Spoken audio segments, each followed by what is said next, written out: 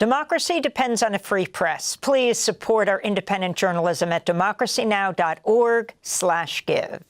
Welcome to Democracy Now!, democracynow.org, The War and Peace Report. I'm Amy Goodman. President Trump announced Thursday he's exempting his 25% tariffs for Mexican and Canadian goods that come under the U.S.-Mexico-Canada agreement, a trade pact that he signed in his first term to replace NAFTA. The exemption's in place until April 2nd for now and comes after Trump spoke with Mexican President Claudia Sheinbaum. According to the White House, some half of Mexican imports and 38% of Canadian imports are part of this trade deal. Trump's tariffs first went into effect Tuesday, including an additional 10% tariff on Chinese goods, causing markets to tumble. The State Department Thursday ordered an immediate pause on nearly all U.S. funding for aid projects in South Africa. The pause comes after Trump issued an executive order in February in retaliation for South Africa's land reform law, which he claimed was racial discrimination against white South Africans. The pause reportedly spares funding for PEPFAR, the U.S. global HIV/AIDS program. In more news from the State Department, the agency is preparing to shutter a dozen overseas consulates as well as many more diplomatic missions. The move would include laying off many local workers crucial for U.S. diplomatic relations in those countries. A federal judge has temporarily blocked the Trump administration from firing the head of the U.S. African Development Foundation after Elon Musk's Doge operation brought in U.S. Marshals to gain access to the foundation's headquarters Thursday. The judge's order came after the foundation's president sued Doge and State Department official Pete Morocco over their attempts to dismantle the agency, which was established in 1980 to provide grants and loans to small businesses and entrepreneurs in Africa. Attorneys general from 8 states have filed a lawsuit against the Education Department, accusing the agency of unlawfully slashing more than $600 million in federal grants for teacher training programs that had already been appropriated by Congress. The Trump administration froze the funds in February, claiming they're used to promote what it called divisive ideologies like anti-racism. On Thursday, Senate Democrats, including Connecticut Senator Chris Murphy, slammed reports that Trump's preparing to sign an executive order abolishing the Department of Education. So if the Department of Education closes, it's going to hurt millions of families in this country. It's just going to enable the theft of resources from regular families to pad the pockets of the billionaires.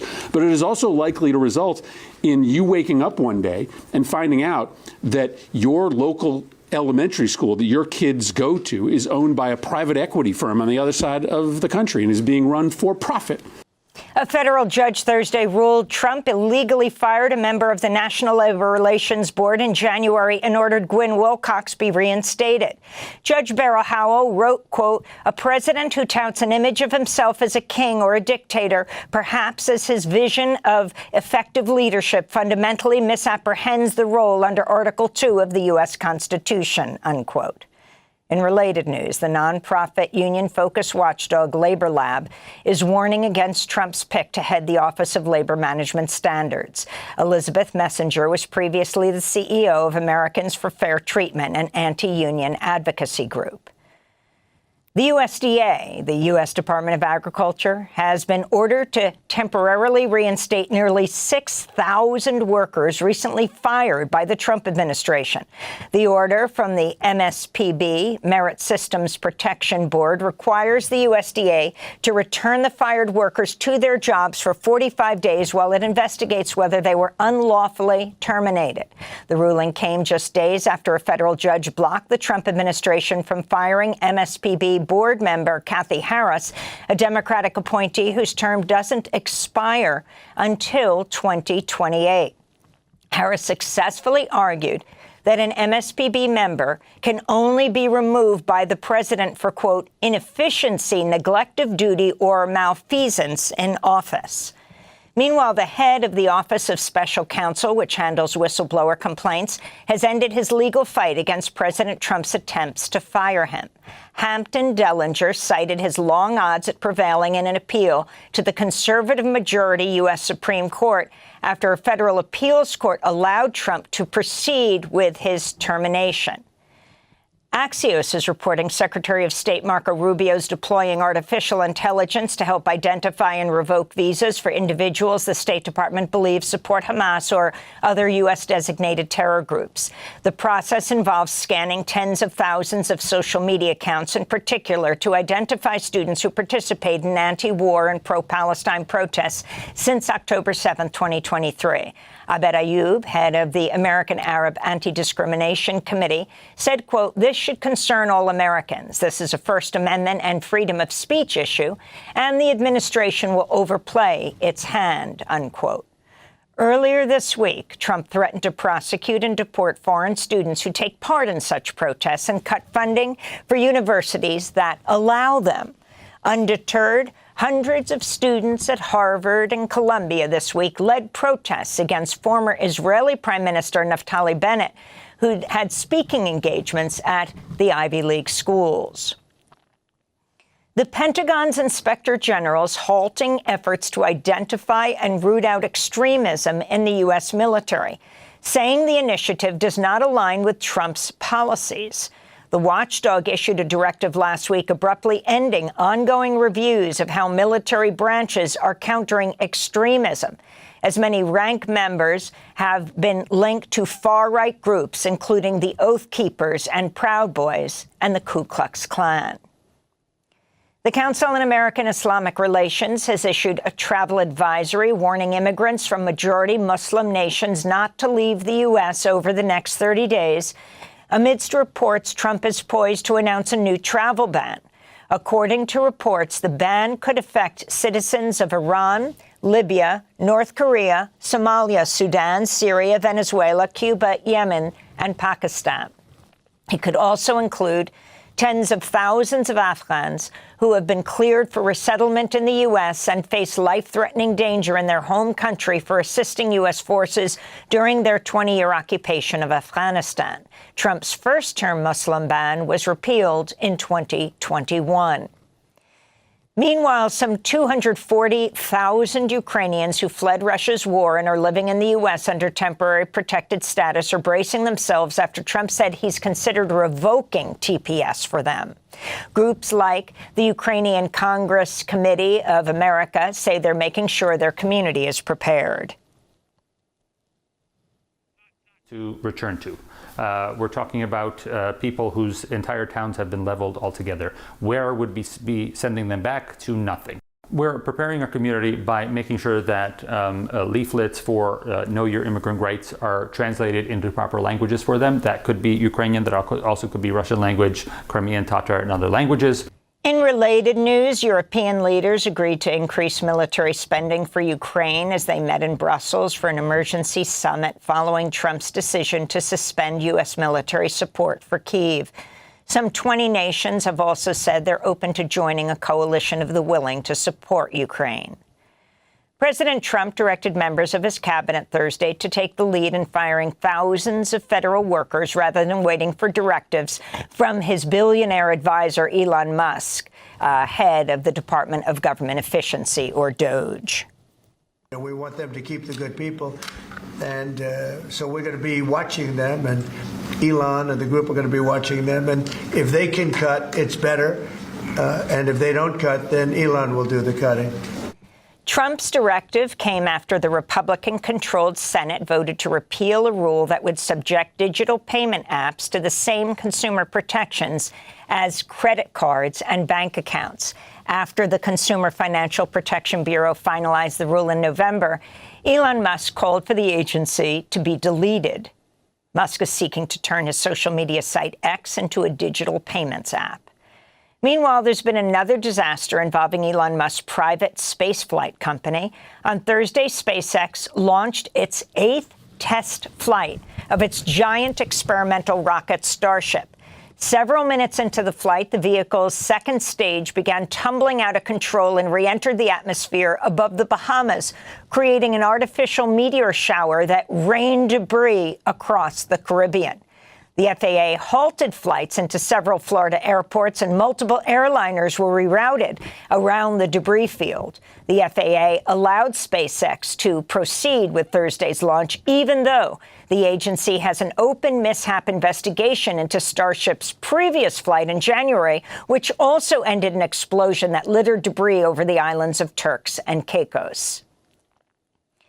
The Occupational Safety and Health Administration has ordered Tesla to pay fines of $49,650 for 3 serious safety violations after a factory worker was electrocuted to death. Victor Gomez Sr. died from electric shocks he received last August while inspecting electrical panels at the Tesla Gigafactory near Austin, Texas. In a wrongful death lawsuit, Gomez's family alleges Tesla was negligent because the panel should have been switched off. OSHA previously fined Tesla $7,000 for chemical hazard workplace safety violations at the Austin Gigafactory. Elon Musk owns about 13% of shares of Tesla, where he served as CEO since 2008. The U.S. Supreme Court's further eroded the power of the Environmental Protection Agency and state governments to safeguard water quality under the Clean Water Act. In Tuesday's 5-4 ruling, the majority overturned measures limiting the discharge of wastewater into harbors and coastal areas, including limits on the release of raw sewage.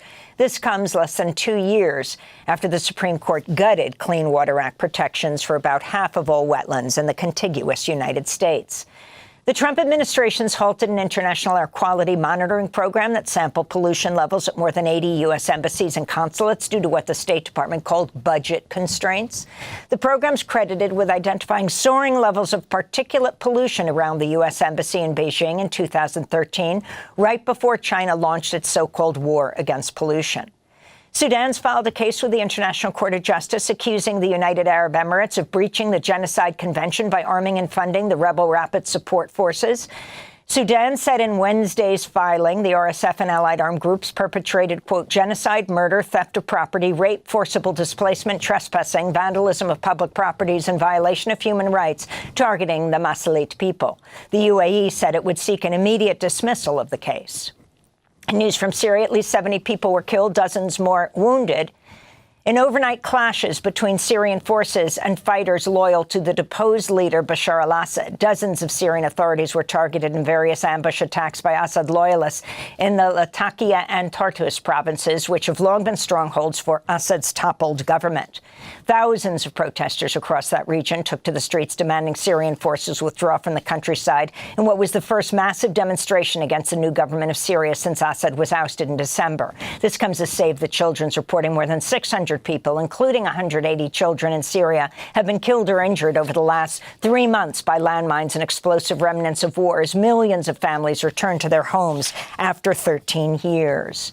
The head of the UN Agency for Palestinian Refugees has accused Israel of undertaking, quote, the largest displacement of Palestinians in the West Bank since the 1967 war. Philippe Lazzarini added, quote, the refugee camps of Jenin, Tulkarm, Nur Shams have been nearly emptied, unquote. Israel's displaced some 40,000 Palestinians in the occupied West Bank since launching its so-called Operation Iron Wall in late January. The 13-year-old narrator of a BBC-produced documentary on Gaza has responded to BBC's decision to withdraw the acclaimed film Gaza, How to Survive a War Zone from its streaming service after pressure from pro-Israeli groups. This is Abdullah Al-Yazuri speaking to Middle East Eye. My message to the BBC is that I hoped that this documentary can see light and can be successful, can spread the message of the suffering that children in Gaza witness. Abdul Al-Yazuri says he and his family have received threats and the BBC has not intervened to help protect them. And 60 years ago today, civil rights leader John Lewis led hundreds of voting rights activists over the Edmund Pettus Bridge, marching from Selma to Montgomery for voting rights. Alabama state troopers beat them mercilessly. It would be a turning point in the civil rights movement. 5 months later, President Lyndon B. Johnson would sign the Voting Rights Act into law. Today's civil rights groups are calling on lawmakers to pass the John Lewis Voting Rights Advancement Act at a time when voting rights are facing unprecedented federal threats. And those are some of the headlines. This is Democracy Now!, democracynow.org, The War and Peace Report. I'm Amy Goodman. Democracy Now! Is funded by viewers like you. Please give today at democracynow.org/give.